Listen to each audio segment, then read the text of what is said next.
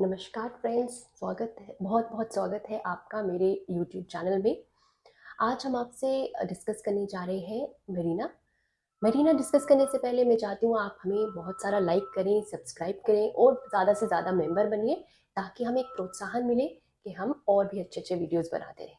बात करें फ्रेंड्स के रिस्क क्या है इसके साथ एसोसिएटेड, क्या मेरीना के साथ प्रेगनेंसी ठहर सकती है या नहीं, ये एक बहुत बड़ा मुद्दा है।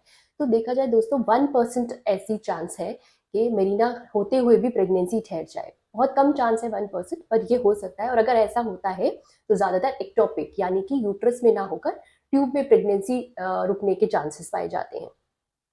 पर ऐसा अगर आप जनरली देखें तो एक्टोपिक प्रेगनेंसी का रिस्क जो है मेरीना का एज कम्पेयर टू जो लेडीज कॉन्ट्रासेप्टिव डिवाइसेज या कुछ भी यूज नहीं कर रही उनसे बहुत कम है, तो कोई ज्यादा डरने की बात नहीं है। और दूसरा रिस्क हो सकता है कि अगर जो ये कॉन्ट्रासेप्टिव डिवाइस आप ये जो मेरीना यूज कर रहे हैं, ये अगर आप इमिजिएटली पोस्टमार्टम बर्थ या हो गया है, डिलीवरी हो गई है, उसके इमिजिएटली अगर आप डाल रहे हैं तो परफोरेशन होने के रिस्क है, यानी कि यूट्रस में छेद होने के रिस्क है। तो इसलिए कोशिश होती है कि जैसे चाइल्ड बर्थ होता है या पोस्टमार्टम पीरियड में 6 to 8 वीक्स के बाद इस मेरीना को डाला जाए, ताकि परफोरेशन, क्योंकि उस टाइम यूट्रस जो है काफी सॉफ्ट होता है, तो परफोरेशन होने के चांसेस बहुत कम हो जाते हैं। और मेरीना को आप ब्रेस्ट फीडिंग के टाइम भी दे सकते हैं, ये भी इसका एक अच्छा बेनिफिट है। जो लेडीज ने इमिजिएटली डिलीवर किया है और मेरीना डलवाती हैं ब्रेस्ट फीडिंग में, तो उनको ब्रेस्ट फीडिंग पे कोई असर नहीं होता। ये एक एडवांटेज है मेरीना का अपने बाकी काउंटर पार्ट्स जो ओरल हार्मोन्स है उसके साथ कंपेयर किया जाए, तो ये काफी बड़ा एडवांटेज है। तो ये हो गया फ्रेंड्स के मेरीना। और जब आप मेरीना डलवाने जाते हैं दोस्तों, तो अक्सर फीमेल्स को कुछ कुछ मन में शंकाएं होती हैं, दिमाग में डाउट होते हैं। वो अक्सर ये पूछती है कि इसके साइड इफेक्ट्स क्या है।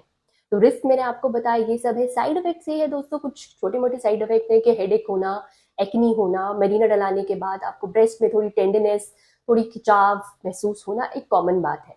मेरीना के लगभग 6-8 महीने के बाद आपका फ्लो जो है वो लगभग कम होने लग जाता है, और 20% केसेस में 1 साल में बिल्कुल पीरियड बंद भी हो सकता है। दूसरा कि मेरीना डलाने के बाद पीरियड जो है वो थोड़ा सा इरेगुलर भी होने के चांसेस है। पेट में या यूट्रस के अंदर तेज दर्द होना ये भी हो सकता है, क्रैम्प्स हो सकते हैं। तो इमीडिएट मेरीना डलाने के बाद ये सब हो सकता है। इवन मेरीना जो है वो बॉडी से यूट्रस के बाहर निकल भी सकता है। ये इसलिए रहता है कि जब यूट्रस कंट्रैक्ट करता है, कभी कभी जो है यंग यूट्रस, यंग लेडी है, यंग यूट्रस है, वो मेरीना नहीं रख सकता, इसलिए वो उसको एक्सपेल कर देता है, निकाल देता है। या पहले भी मेरीना डला था वो निकल गया, तो ये चांसेस भी रहते हैं कि इस बार भी मेरीना निकल जाए। तो ये सारी चीजें होती हैं और डॉक्टर के साथ ये सब डिस्कशन करना बहुत जरूरी है। अब दोस्तों कौन सी ऐसी लेडीज हैं, वैसे तो मेरीना आप हर किस तरह में, इवन टीनेजर्स को, प्री मेनोपॉजल फीमेल्स को आप मेरीना आराम से डाल सकते हैं। बट कुछ ऐसी कंडीशन, ऐसी लेडीज हैं जिनमें मेरीना बिल्कुल नो नो है, उनमें मेरीना नहीं डालना चाहिए। जैसे अगर ब्रेस्ट कार्सिनोमा फीमेल को डायग्नोस्ड है, स्तन का कैंसर डायग्नोस्ड है, या उसके कोई लक्षण है, तो उसमें मेरीना नहीं डालना चाहिए। यूट्रस का कार्सिनोमा है, सर्विक्स का, बच्चेदानी का कार्सिनोमा या उसके मुंह के कार्सिनोमा में भी वो नहीं डालना चाहिए। अगर कोई एक्टिव इन्फेक्शन चल रही है जिसको पेल्विक इन्फ्लेमेटरी डिजीज कहते हैं, पेल्विक इन्फेक्शन कहते हैं, उस केस में भी मेरीना डालना सही नहीं रहता है।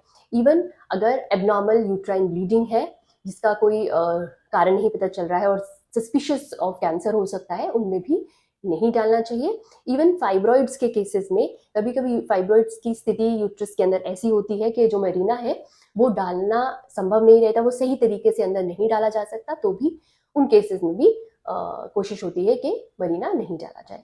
तो ऑन अ होल फ्रेंड्स, मेरीना एक बहुत बड़ा एडवांटेज है।